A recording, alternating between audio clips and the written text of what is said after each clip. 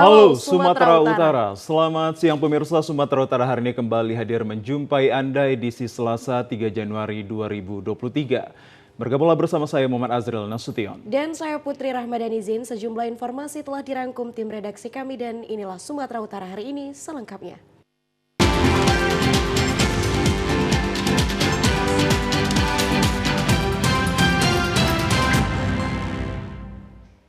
Pemirsa, di informasi yang pertama dari Kota Medan, ruang pelayanan BPJS Kesehatan Cabang Medan, Sumatera Utara terbakar. Namun pelayanan BPJS Kesehatan tetap berjalan secara online.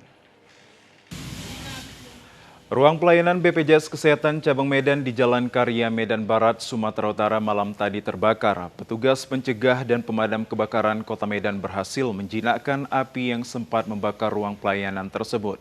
Untuk mengantisipasi api kembali menyala, petugas pencegah dan pemadam kebakaran di Kota Medan terus melakukan pendinginan material gedung yang terbakar. Pada kebakaran tersebut tidak ada korban jiwa dan tidak berdampak kepada bangunan lain yang berada di sekitar kantor BPJS Kesehatan. Banyaknya warga yang memadati lokasi sempat membuat lalu lintas di Jalan Karya tersendat.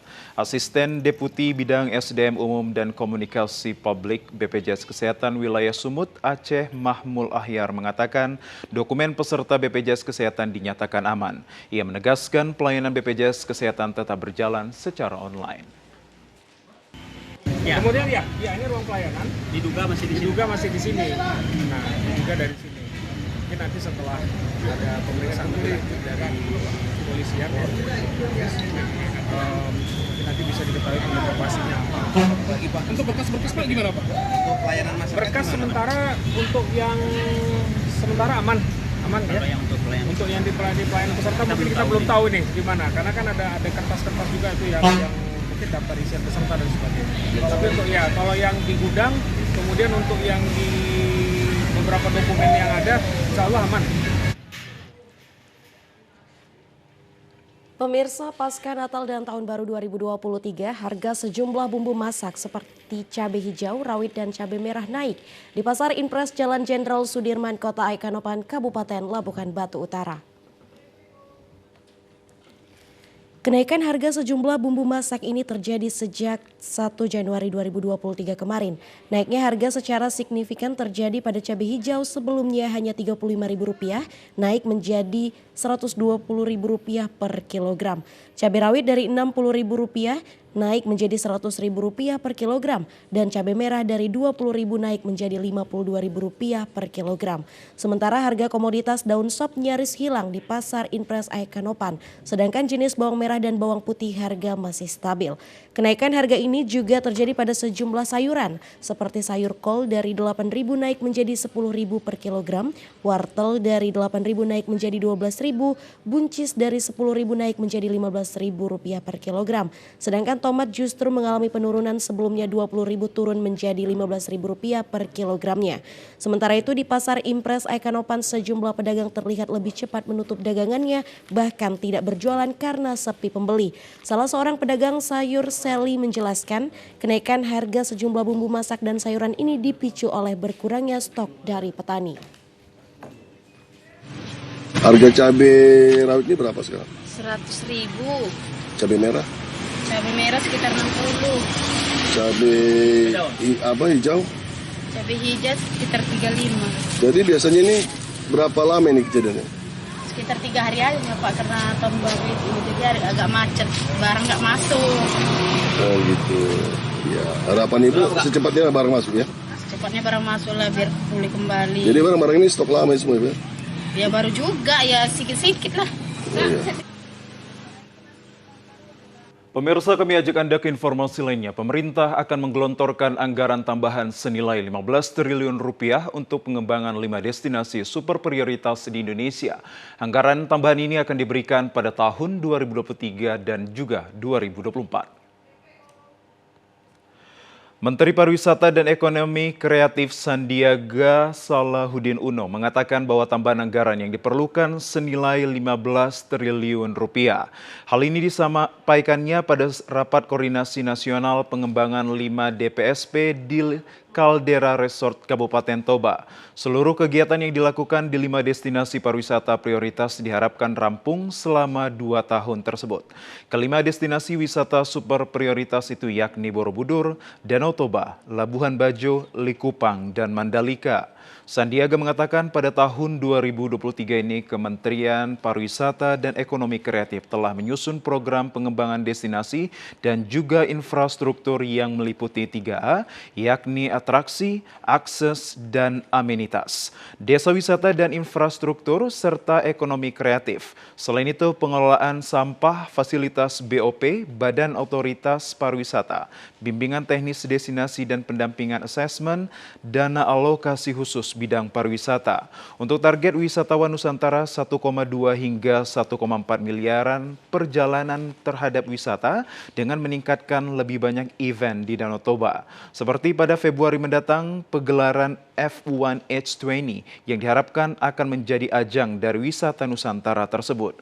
Selain untuk berkoordinasi dengan lintas kementerian, pemerintah juga akan menargetkan 4,4 juta orang akan mendapatkan lapangan pekerjaan dari pariwisata ekonomi kreatif. Kita harapkan nanti jumlah lapangan kerja yang diciptakan oleh pariwisata dan ekonomi kreatif ini 4,4 juta dengan beberapa koordinasi lintas kementerian, dan tadi tambahan anggaran yang diperlukan adalah 15 triliun. Kita harapkan ini bisa dalam 2 tahun untuk merampungkan seluruh kegiatan yang kita lakukan di 5 destinasi pariwisata super prioritas. Pemirsa, Indonesia dipercaya membuka seri pertama kejuaraan tingkat tertinggi F1 H20 atau F1 Powerboat pada 24 sampai 26 Februari 2023 di Danau Toba, Sumatera Utara. Menurut Menparekraf Sandiaga Salahuddin Uno, kejuaraan F1 Powerboat Lake Toba ini menjadi salah satu strategi pemulihan ekonomi dan peluang usaha bagi masyarakat. Kegiatan F1 H20 ini sangat penting karena ini merupakan kelasnya seperti MotoGP yang diharapkan bisa menjadi salah satu daya tarik wisatawan untuk berkunjung ke Danau Toba. Dengan adanya event internasional ini diharapkan bisa membangkitkan ekonomi masyarakat, terutama UMKM. Media-media nasional diharapkan juga dapat mempromosikan kejuaraan dunia perahu motor Formula 1 Danau Toba, Sumatera Utara ini. Secara khusus menyelenggarakan kegiatan bertajuk Perjalanan Wisata Pengenalan Media Nasional di Danau Toba. Kegiatan ini sebagai upaya mempublikasikan event adu cepat jet air. Event ini digelar di Bali G. Melalui event ini dapat meningkatkan citra dan daya tarik Danau Toba di dunia internasional, sekaligus meningkatkan lapangan pekerjaan. Karena ditargetkan akan ada 25.000 wisatawan yang berkunjung untuk menonton F1 H20 ini. Menjelang perhelatan balapan yang bertajuk F1 Powerboat Lake Toba Indonesia, pihaknya berupaya untuk mengenalkan event ini kepada masyarakat serta mempromosikan keindahan Danau Toba dengan segala potensi sumber daya yang ada. Tahun 2022 ada 6 seri balapan F1 H20 dan di tahun 2023 ini akan bertambah dan Danau Toba menjadi seri pembuka sama cepatnya dengan F1 darat. Kecepatannya juga bisa sampai 200 hingga 240 km per jam. Melalui event ini membuat keindahan Danau Toba ini semakin dikenal dunia dan wisatawan mancanegara. Harapannya bahwa akan ada UMKM yang berpartisipasi, dan UMKM ini kita harapkan akan menciptakan produk-produk ekonomi kreatif yang akan menjadi cindera mata maupun yang bisa dikonsumsi oleh para pengunjung yang seperti kita lakukan di MotoGP di Mandalika. Jadi harapannya para UMKM bersiap, jangan sampai terjadi seperti yang lalu-lalu di mana begitu kunjungan wisatawan habis produk-produk UMKM-nya, tolong disiapkan dan dipastikan. Baik Bapak, terkait F1 Pak, ini kan untuk kapasitas hotel kita. Nah, pemirsa, sementara itu menjelang perhelatan olahraga akbar, Gubernur Sumatera Utara mengingatkan kepada seluruh organisasi pimpinan daerah untuk mendukung pelaksanaan Pekan Olahraga Nasional PON 2024 yang akan diselenggarakan di Aceh dan Sumatera Utara.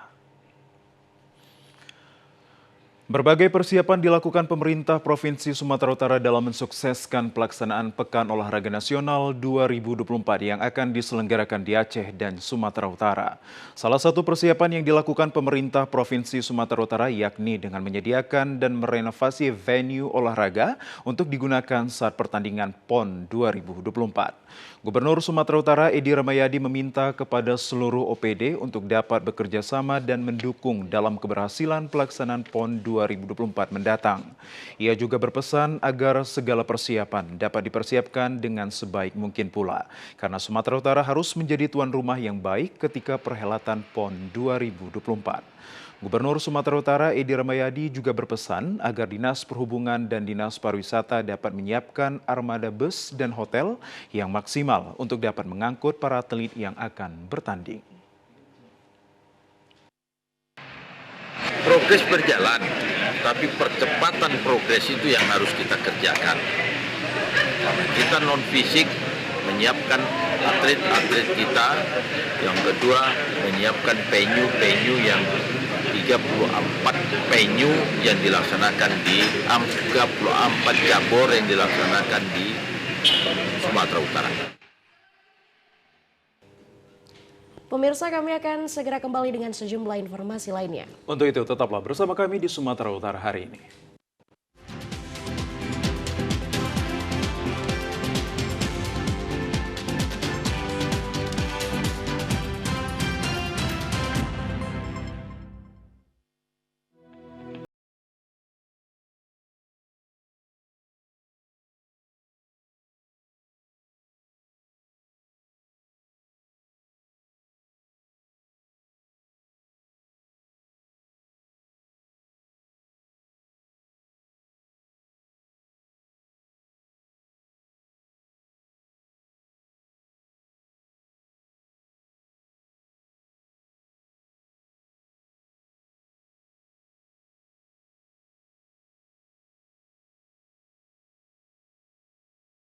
Akan pesona alam yang selalu terekam angan. Menemukan pesona tersembunyi bagi petualang. Sumatera Utara, indah bineka, berpadu, elok panorama.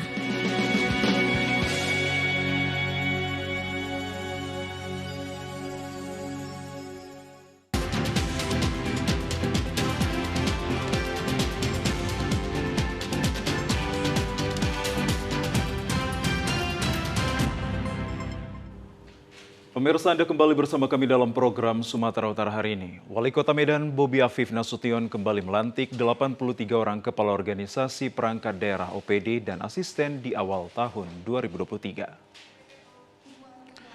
Wali Kota Medan Bobi Afif Nasution melantik 83 pejabat, diantaranya 29 kepala OPD Medan.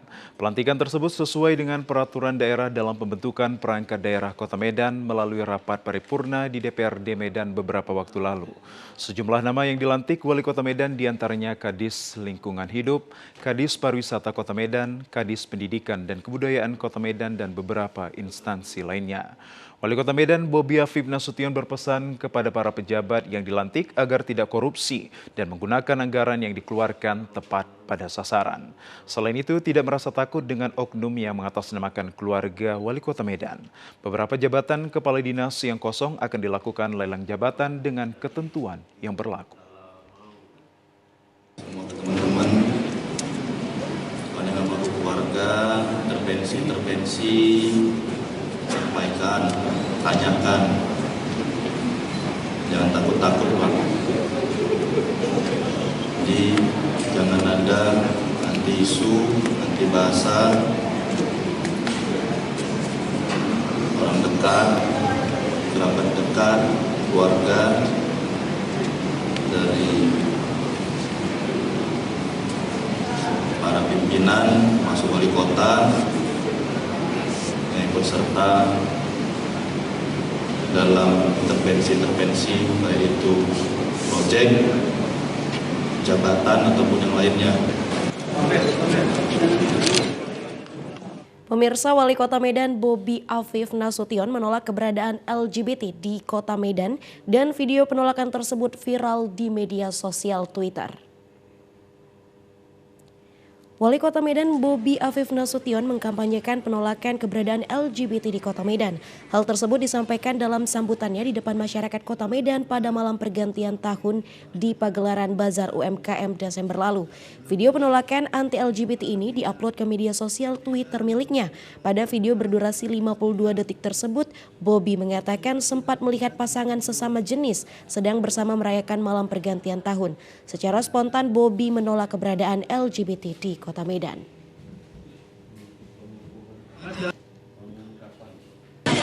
Enggak, yang penting pesannya itu ingin saya sampaikan, itu nggak ada.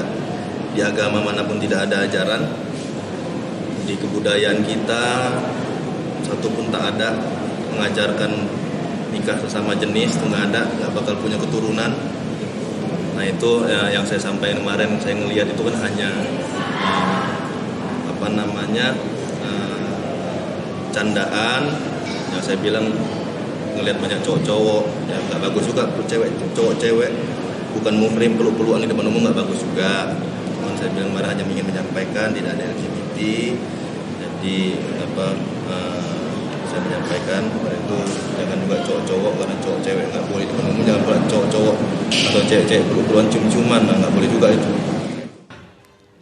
Saat ditemui di sela-sela acara pelantikan pejabat eselon dan organisasi perangkat daerah Kota Medan, Bobi menegaskan tetap menolak keberadaan LGBT karena sudah bertentangan dengan nilai keagamaan dan juga budaya. Ya pemirsa, sementara itu di informasi lainnya, Komisi Pemilihan Umum Labuhan Batu Selatan KPUD membuka pendaftaran calon panitia pemungutan suara desa di Jalan Lintas Sumatera Titik Kembar, Kampung Bedage, Kota Pinang, Kabupaten Labuhan Batu Selatan.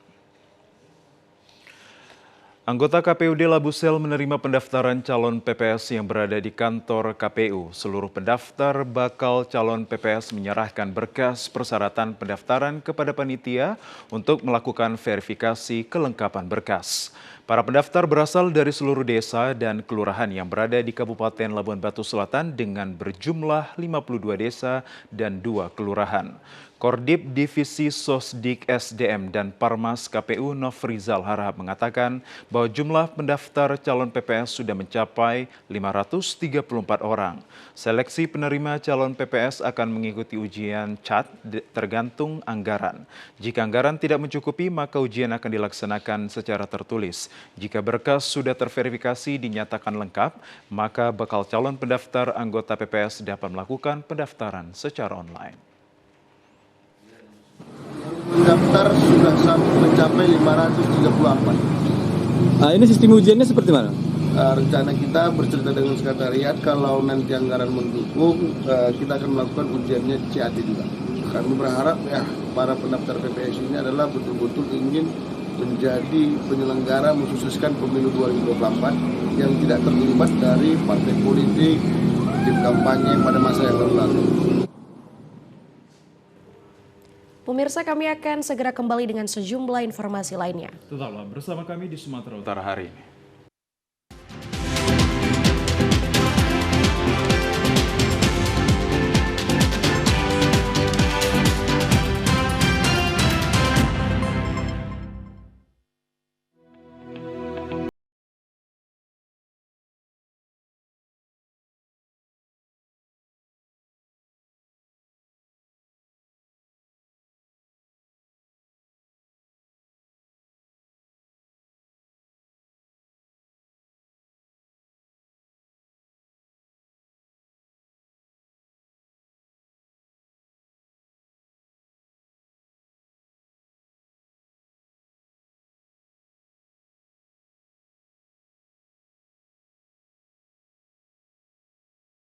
Akan pesona alam yang selalu terekam angan.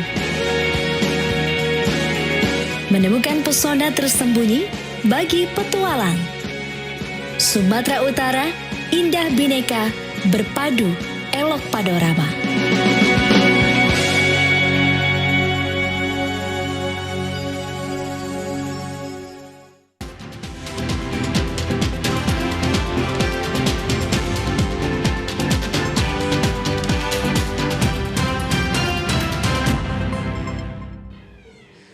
Nah, pemirsa, bagi Anda yang pecinta objek wisata alam, sajian alam mengenai pantai di Kabupaten Serdang Bedagai tidak kalah menarik dari pantai-pantai di Bali yang umum dikunjungi para turis asing dan juga domestik. Wisata alam berupa pantai yang ada di Serdang Bedagai ini menawarkan keunikan dan daya tarik selain dari menikmati pemandangan hamparan pasir putihnya. Pantai Romantis merupakan wisata alami yang terkenal dengan suasana pantainya yang romantis. Selain hamparan pantai dengan pasir putihnya yang indah dan mempesona, pantai ini begitu eksotis dengan menampilkan sisi keromantisannya. Terdapat ornamen-ornamen pendukung berupa hiasan yang dirangkai dengan kreatif dan tentunya membuat nyaman saat berkunjung dengan konsep yang menarik dan dilengkapi dengan berbagai fasilitas lainnya, membuat Anda akan memiliki kesan berbeda dan ingin betah berlama-lama di pantai romantis ini. Wisata populer di masyarakat Serdang Bedagai ini begitu banyak dikunjungi dan dipadati setiap harinya dan menjadi tujuan wisata saat berlibur dan berakhir pekan di Sumatera Utara. Pantai romantis yang hits di Serdang Bedagai ini mengusung konsep wisata pantai yang menawarkan untuk melepas penat bersama orang yang tersayang dan menarik perhatian untuk dikunjungi banyak wisatawan. Pantai berpasir putih yang dikelilingi hutan mangrove dengan suara deburan ombak yang datang silih berganti menjadikan liburan di pantai romantis ini kian menarik sesuai dengan namanya. Pantai ini menjadi tempat berlibur yang cocok pula. Tentunya didukung dengan berbagai fasilitas berupa ornamen-ornamen dan tempat berfoto yang mengusung tema cinta. Dengan spot Instagramable yang tersedia ini cocok untuk berfoto.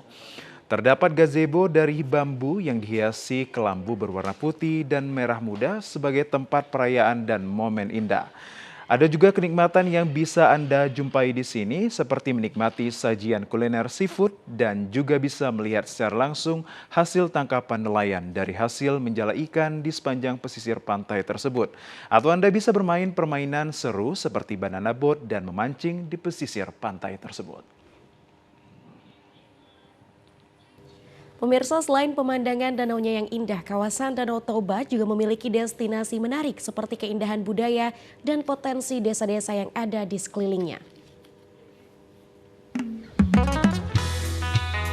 Salah satu kawasan yang cukup potensial untuk dikembangkan sebagai lokasi wisata adalah Desa Papande yang terletak di Kecamatan Muara, Kabupaten Tapanuli Utara. Desa Papande berada di atas permukaan Pulau Sibandang yang juga merupakan pulau di tengah-tengah Danau Toba selain Pulau Samosir. Untuk sampai ke Desa Papande bisa ditempuh dari Pelabuhan Sibandang menggunakan kapal penyeberangan dengan jarak tempuh 10 menit. Desa Papande terkenal dengan kerajinan ulosnya yang cukup berkualitas. Rata-rata para penenun ulos di Desa Papande menenun ulos di rumah masing-masing. Hampir 85% penduduk Desa Papande menekuni pembuatan ulos, mulai dari orang tua hingga anak-anak. Awalnya penduduk Desa Papande membuat ulos khusus untuk para Raja Batak. Namun seiring waktu, ulos kini juga banyak diminati masyarakat umum. Adapun jenis-jenis ulos yang diproduksi para penenun Desa Papande diantaranya ulos Haranggoan, tobu-tobu, sibolang, bolean, sitolu tuho, ragi hidup, mangiring, suri-suri, witang maratur, gatip-gatip, dan ulos simar pasiron. Salah satu ulos yang cukup berkualitas adalah ulos Haranggoan yang dibuat dengan benang berbagai warna dan membutuhkan proses waktu yang cukup lama. Ulos Haranggoan dibuat menggunakan pewarna alami yang berasal dari tumbuh-tumbuhan. Digunakannya pewarna alami ini untuk mengurangi limbah sekaligus melestarikan alam agar tidak tercemar dari bahan kimia. Pewarnaan alam mudah didapat karena berasal dari dedaunan, biji, buah, dan dari akar pohon. Untuk menghasilkan warna merah, dibuat dari pohon secang sari. Warna hijau bisa dibuat dari daun ubi jalar dan bunga paet, serta pencampuran warna indigo yang berasal dari tumbuh-tumbuhan yang hidup di perbukitan.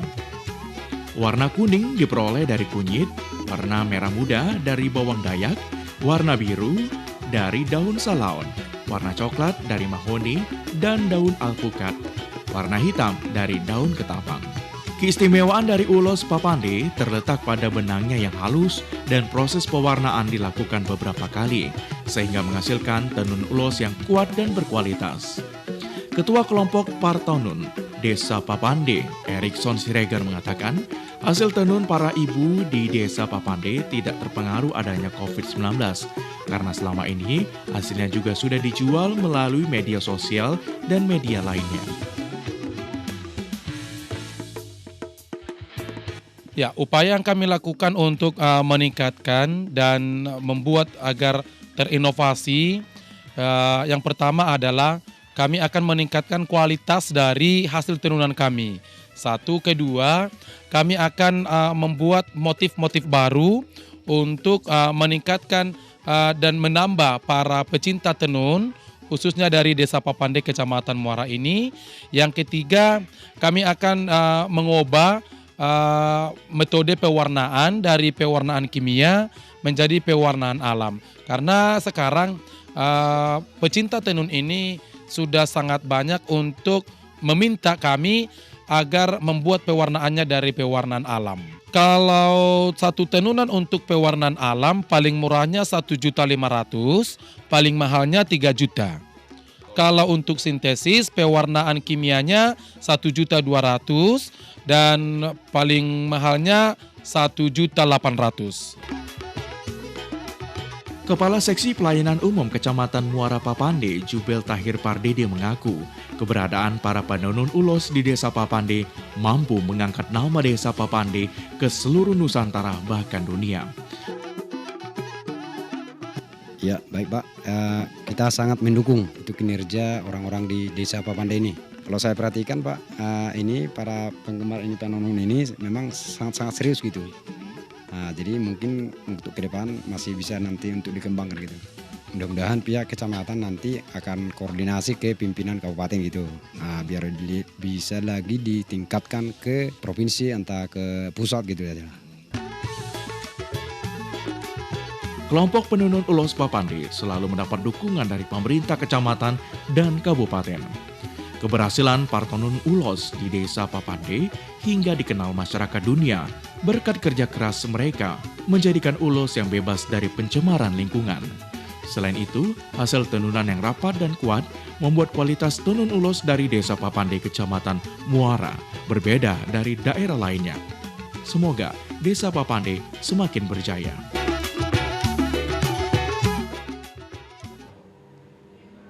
Nah pemirsa, bagi Anda yang pecinta objek wisata pasti mengenal istilah Danau Toba. Danau Toba adalah destinasi wisata berkelas dunia. Pasalnya setelah mendapatkan pengakuan dari UNESCO Global Geopark, Danau Toba ditetapkan pemerintah sebagai destinasi super prioritas.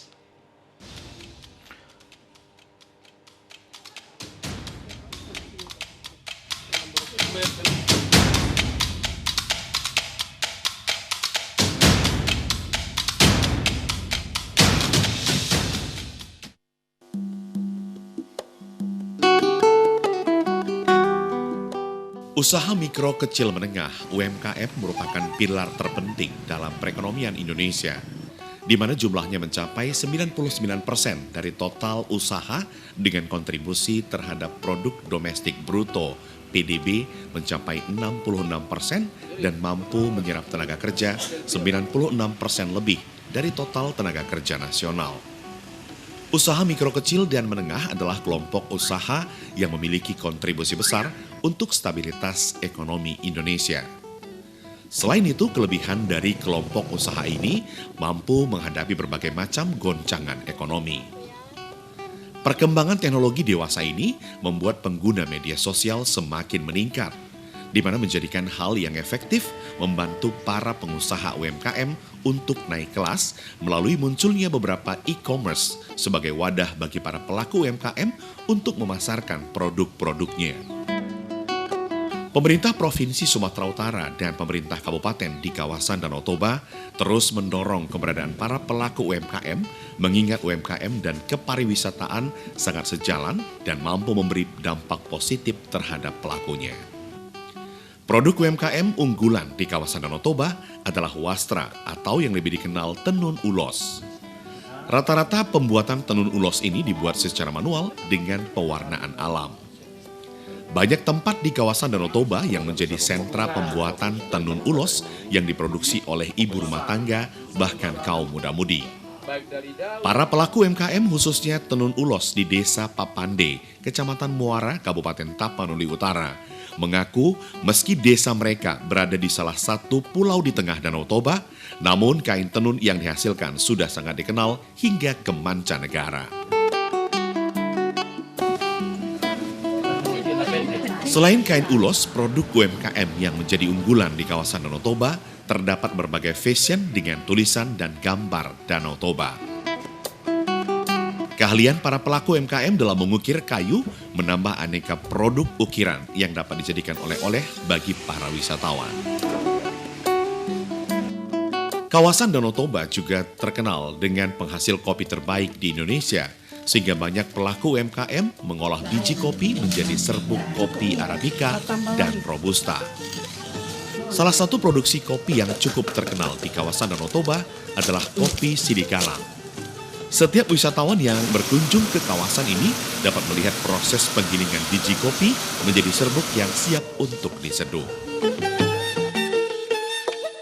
Kehadiran pemerintah dalam mendukung keberadaan para pelaku UMKM melalui pemberian akses terhadap perbankan adalah solusi untuk terus meningkatkan geliat UMKM. Pemerintah memastikan agar pelaku UMKM dapat bertumbuh harus menggunakan pembiayaan dari perbankan dan lembaga keuangan yang resmi.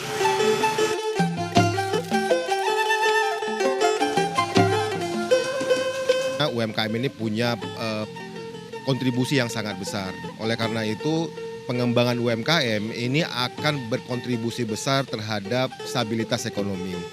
Salah satu yang menjadi kendala pengembangan UMKM ini adalah permodalan.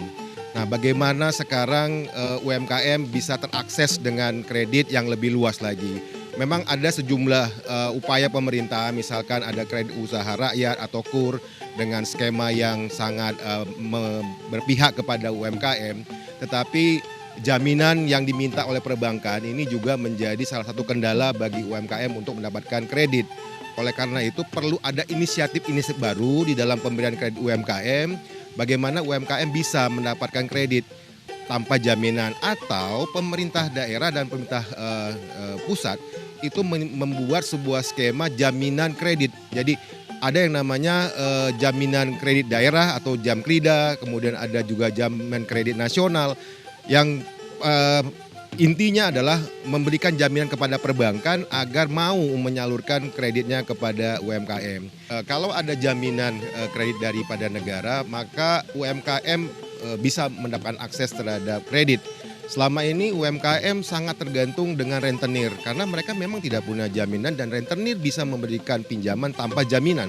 Nah, ini yang perlu ada inisiatif-inisiatif baru dari negara agar UMKM kita bisa mendapatkan permodalan yang lebih mudah dan juga membantu dalam pengembangan usahanya. Salah satu lembaga perbankan nasional yang ada di kawasan Danau Toba terus memberikan kemudahan bagi para pelaku UMKM melalui kredit usaha rakyat bahkan tanpa agunan. Sebagai lembaga perbankan, khususnya Bank BRI, tentunya kami harus terus mendorong sektor UMKM melalui penyaluran dana kredit usaha rakyat tanpa proses yang sulit. Setiap bulannya penyaluran dana KUR tersebut sesuai dengan program pemerintah di Kecamatan Simanindo, Kabupaten Samosir sudah mencapai target. Dan kami berharap melalui program KUR sektor ekonomi bisa bangkit kembali. Saat ini, para pelaku UMKM terus berbenah, khususnya dalam menyambut delegasi G20 yang rencananya akan datang di kawasan Danau Toba. Sektor UMKM memiliki peranan penting dalam mensukseskan kehadiran peserta delegasi 20. Untuk itu, sebagai lembaga perbankan, kami akan terus mendukung keberadaan UMKM sesuai dengan aturan yang sudah ditetapkan pemerintah. Keberadaan para pelaku UMKM di kawasan Danau Toba memiliki peluang untuk dapat bertumbuh dan berkembang. Mengingat para wisatawan baik lokal maupun mancanegara silih berganti berkunjung ke kawasan Danau Toba. Produk UMKM adalah hal yang paling dicari untuk menjadi buah tangan dan kenang-kenangan. Pemerintah dan perbankan diharapkan terus mengawal keberadaan pelaku UMKM sehingga mampu memberikan sumbangsih yang besar terhadap pemasukan negara sekaligus meningkatkan kesejahteraan masyarakat.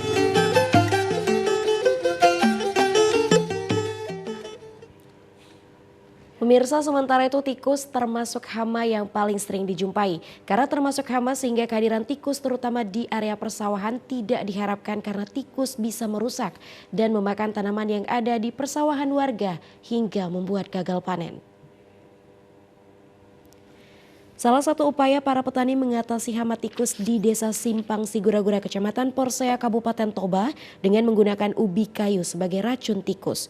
Ubi kayu ini terlebih dahulu dimasak dengan air kelapa hingga matang dengan perbandingan 1 kg ubi kayu dengan 1 liter air kelapa yang nantinya dijadikan racun tikus yang alami tanpa menggunakan zat kimia. Selanjutnya ubi kayu yang telah dimasak dengan air kelapa ditebar di area persawahan agar tikus dapat memakannya.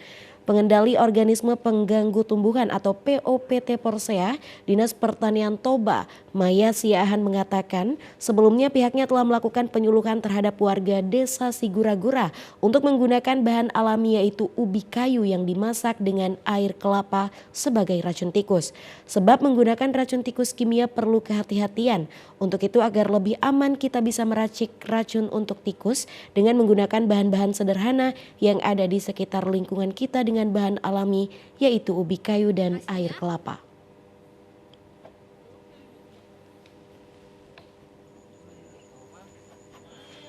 Hasilnya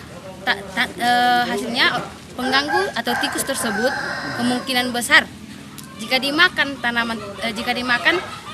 racun tersebut dia akan meninggal tetapi tidak langsung mati di tempat saat dimakan, melainkan setelah dimakan dia akan berkurangnya nafsu makannya dan kemudian semakin lemas dan akan mati. Kepala Desa Sigura-Gura Syawal Manurung mengatakan warganya saat ini memanfaatkan ubi kayu dan air kelapa untuk dijadikan racun pembasmi tikus. Ramuan pengusir hama tikus yang terdiri dari ubi kayu ini direbus dengan air kelapa dan jika tikus meminum atau memakannya, tikus akan kehilangan nafsu makan dan beberapa hari kemudian akan mati. Resep yang sederhana ini dapat dicoba dengan harapan tikus yang ada di persawahan warga nantinya dapat dikendalikan dan hasil panen akan lebih baik lagi. Hal ini baru pertama kalinya dilakukan di Desa Sigura-Gura dan kemungkinan akan dilanjutkan untuk setiap tahunnya demi mengendalikan populasi hama tikus di daerah persawahan milik masyarakat khususnya di Desa Simpang Sigura-Gura. Sementara itu pemirsa, di Kabupaten Tapanuli Utara komoditi pangan strategis yakni bawang merah merupakan salah satu komoditi pertanian penyumbang inflasi. Pemerintah terus melakukan berbagai upaya peningkatan produksi baik melalui pembinaan kelompok tani dan peningkatan area luas pertanaman bawang merah. Seperti halnya di Kecamatan Pagaran, Kabupaten Tapanuli Utara dalam upaya pengembangan budidaya bawang merah, pemerintah bersama Dinas Pertanian Kabupaten Tapanuli Utara memberikan pembinaan kepada kelompok tani penangkar benih dan petani bawang merah. Sebagai salah satu komoditi pertanian yang memiliki andil besar dalam penyumbang inflasi dari komoditi pertanian di Sumatera Utara, dengan memperluas tanaman bawang merah ini serta peningkatan produksi bawang merah yang diharapkan dapat menjaga pasokan hortikultura di Kabupaten Tapanuli Utara serta upaya dalam pengendalian inflasi di daerah tersebut. Selain untuk meningkatkan ekonomi masyarakat seperti yang saat ini dikembangkan salah satu kelompok tani yakni kelompok tani Dosroha Martani Maju di Desa Sipultak. Melalui program pengembangan penangkar bawang merah yakni varietas Maja Cipanas yang dikembangkan dan diperluaskan. Hal ini juga diharapkan agar dapat memotivasi para petani lainnya dalam pengendalian inflasi daerah pada sektor pertanian dengan target peningkatan luasan tanaman dan produksi bawang merah serta ketersediaan benih unggul. Menurut tim pengendalian inflasi daerah Dinas Pertanian Kabupaten Tapanuli Utara, Sondang Pasaribu menyebutkan bahwa pihaknya sangat mengharapkan dukungan dari pemerintah pusat dan juga pemerintah provinsi dalam mendukung pengembangan komoditi pertanian bawang merah di Kabupaten Tapanuli Utara. Bawang merah menjadi tanaman komoditif di wilayah kami ini untuk pengembangan ekonomi masyarakat. Dan terima kasih kepada pemerintah Tapanuli Utara yang memberikan bantuan bawang merah beserta obat-obatan, pupuk, dan termasuk alat tanah pertaniannya melalui Bapak Bupati yang memberikan ini semua. Kami mengucapkan banyak terima kasih kepada Bapak terkait. Sementara itu melalui pendampingan dan pembinaan tenaga penyuluh pertanian lapangan, saat ini animo masyarakat cenderung meningkat untuk menekuni selain harga jual yang stabil. Masa panen yang cepat maksimal 4 kali dalam 1 tahun serta perawatan komoditi bawang merah tidak perlu terlalu rumit. Ini kan kalau kita lihat. Pemirsa, kami akan segera kembali dengan sejumlah informasi lainnya. Untuk itu tetaplah bersama kami di Sumatera Utara hari ini.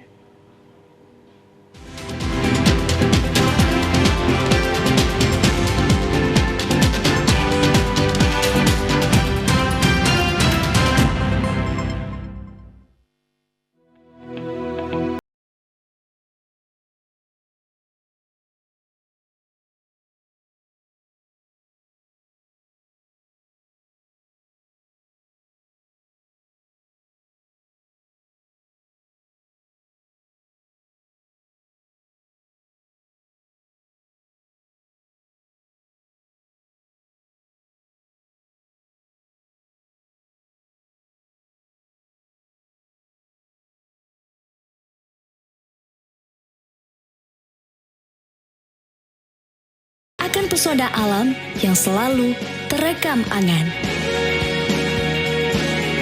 Menemukan pesona tersembunyi bagi petualang. Sumatera Utara, indah bineka, berpadu, elok panorama.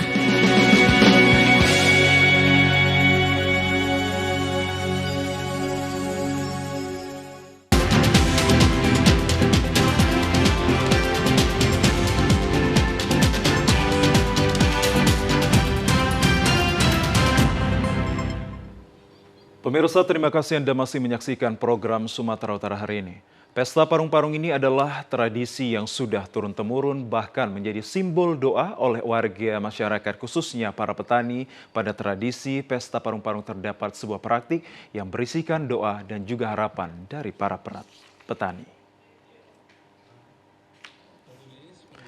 Inilah tradisi Pesta Parung-Parung yang diawali dengan ibadah bersama oleh seluruh pemangku kepentingan adat dan masyarakat Simardangiang.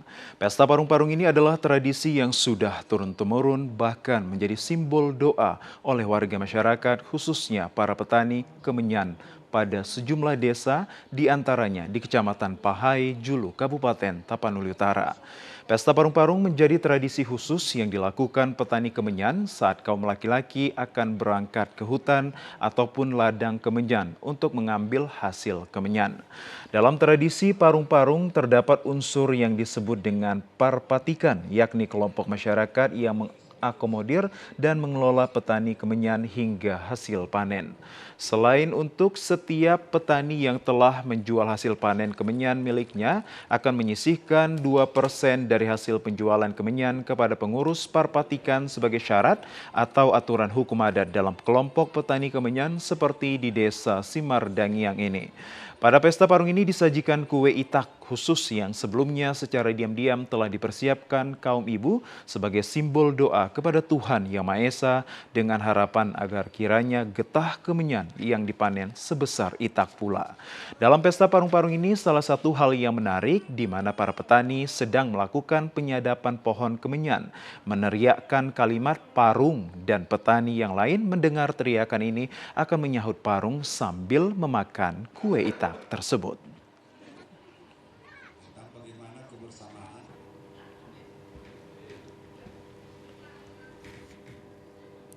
Pemirsa, sementara itu sisinggaan dan tari jaipong merupakan warisan leluhur yang harus dilestarikan keberadaannya. Tradisi ini merupakan pertunjukan seni anak laki-laki yang akan dihitan. Sisinggaan dan tari jaipong merupakan warisan leluhur warga Sunda yang saat ini dilestarikan oleh Paguyuban Warga Sunda Labuhan Batu Utara. Paguyuban ini merupakan perkumpulan dari warga Sunda yang merantau ke Sumatera. Sesinggaan akan dipertunjukkan jika anak laki-laki dari masyarakat Sunda yang akan dihitankan. Anak yang akan dihitankan dinaikkan ke punggung singa dengan tujuan agar si anak menjadi tangguh dan gagah seperti singa. Ketua PWS Gunawan Atmaja menyampaikan bahwa sisinggaan ini merupakan warisan nenek moyang dan pegelaran ini dilaksanakan pada saat hitanan anak laki-laki yang dinaikkan ke punggung singa kemudian diarak keliling kampung dengan menggunakan sisinggaan. Tradisi ini untuk mengabarkan kepada seluruh masyarakat bahwa anak lelaki tersebut sudah akhir balik. Kesenian ini tetap dilestarikan oleh warga Sunda meskipun di perantauan seperti di Kabupaten Labuhan Batu Utara.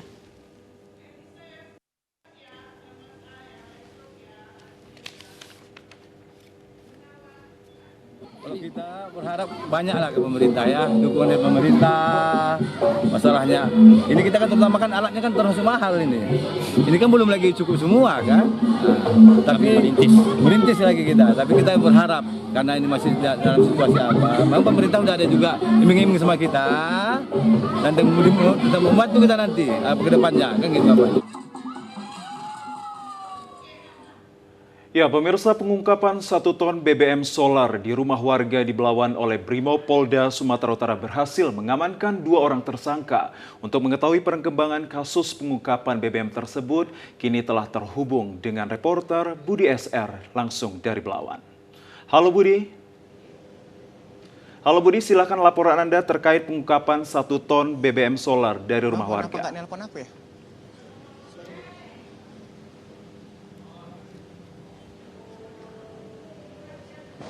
Budi, silakan laporan Anda. Ya, terima kasih. Baik, pemirsa, tim gabungan Brimopolda Sumut bersama dengan Polres Belawan mengungkap belasan jerigen berisi 1 ton bahan bakar minyak solar di dalam rumah warga yang diduga BBM bersubsidi tersebut berasal dari bocoran saluran pipa milik Pertamina, kemudian diambil oleh warga.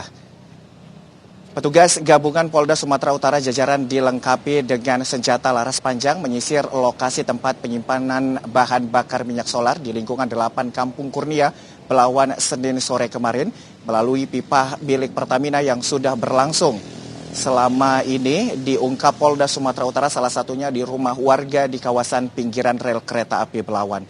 Sebanyak 17 jerigen dan 3 drum plastik berisi BBM solar diungkap polisi dari 5 rumah warga diduga diperoleh dari pipa milik Pertamina yang minyak solar tersebut diamankan merupakan tumpahan minyak dari pipa yang bocor yang diduga dirusak oleh warga. Kasat Reskrim Polres Pelabuhan Belawan, AKP Rudi Syaputra mengatakan belasan jerigen BBM berasal dari tumpahan minyak solar dari saluran pipa milik Pertamina diambil dengan cara menggunakan spot lalu kemudian diperas dimasukkan ke dalam wadah penampungan. Dari ungkapan tersebut, polisi berhasil mengamankan 2 orang untuk dilakukan penyelidikan lebih lanjut. Dan pemirsa, kita simak ini statement AKP Rudi Syaputra SH, Kasat Reskrim Polres Pelabuhan Belawan.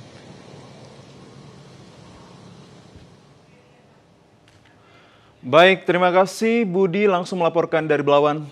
Terima kasih dan selamat bertugas kembali.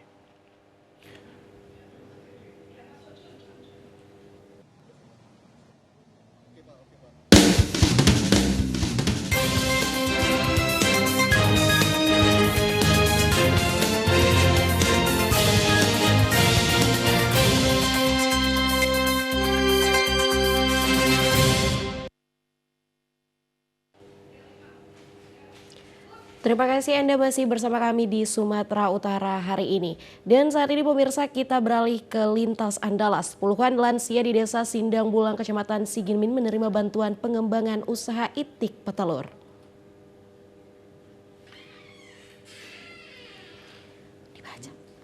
Desa Sindang Bulang, Kecamatan Siginmin, Kabupaten Bengkulu Selatan mulai mengembangkan usaha ternak itik petelur.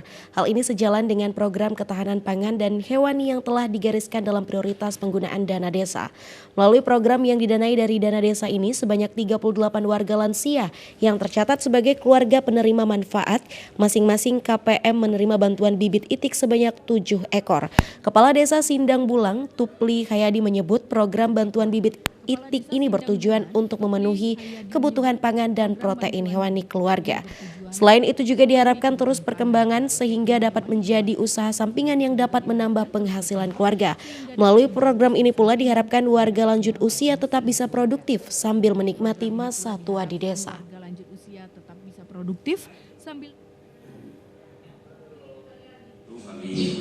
Direalisasikan cuma tidak seluruh cuma untuk lansia, untuk membantu masyarakat yang sudah lansia dan bisa untuk meningkatkan ekonomi masyarakat lansia. Itu harapan kami. Jumlahnya cuma itu sekitar 300 kurang.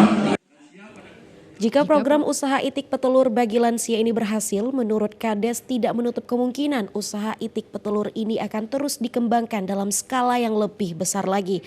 Misalnya dengan melibat BUMDes dan masyarakat. Dari Bengkulu Selatan, Abdian Utama dari Bengkulu Selatan.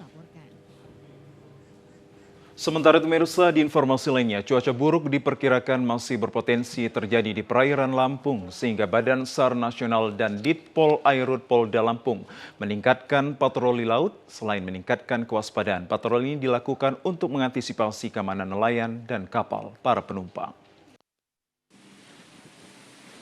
Patroli gabungan antara Basarnas Bakauheni dan Dirpol Airut Polda Lampung dilakukan di seputar wilayah Pelabuhan Bakauheni Lampung.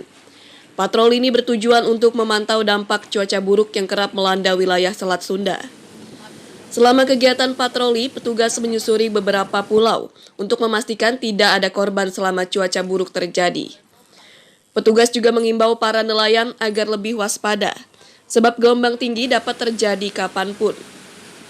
Selama patroli, petugas gabungan menggunakan kapal Krip 02 Lampung. Patroli dilakukan minimal 1 kali dalam sehari. Melakukan patroli laut.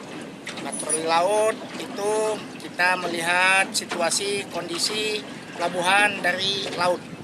Nah, untuk sementara ini alhamdulillah ramai lancar dan kondisi laut juga alhamdulillah stabil, landai. Bang, tujuan kita melakukan operasi ini sendiri apa nih? Tujuan kita patroli laut ini kita melihat situasi dari laut yang sering dikatakan banyak hoak, ombak tinggi. Hingga kini kondisi perairan Bakauheni masih cukup aman. Meski cuaca buruk kerap terjadi selama musim liburan, namun belum ada laporan korban jiwa. Ages TVRI Lampung melaporkan. Pemirsa, untuk menikmati suasana awal tahun baru 2023, ratusan wisatawan memadati destinasi wisata di pantai Desa Goisoinan, Kecamatan Sipora Utara, Kabupaten Kepulauan Mentawai. Beginilah suasana keceriaan tahun baru di pantai Desa Goisoinan yang ramai dikunjungi wisatawan lokal pada Minggu sore. Tampak ratusan warga mulai dari orang dewasa hingga anak-anak menikmati suasana pantai sambil berenang, memancing, mendayung sampan, bermain surfing, dan menikmati kuliner yang tersedia di sana. Atau hanya sekedar duduk di tepi pantai menyaksikan pemandangan yang sejuk sembari bercengkrama dengan keluarga. Beberapa pengunjung tampak menikmati wisata bahari dengan menyewa ban pelampung dan juga sampan milik warga. Ban pelampung disewa seharga Rp10.000, sementara sampan seharga Rp20.000 tanpa batasan waktu dalam sekali sewa. Destinasi wisata Pantai Goisoinan biasanya ramai pengunjung saat liburan, terutama saat hari raya besar keagamaan. Jumlah wisatawan melonjak drastis. Untuk bisa sampai di lokasi pantai Desa Goisoinan hanya menghabiskan waktu sekira 15 menit perjalanan dari Desa Tua Pejat Kecamatan Sipora Utara melalui jalur darat.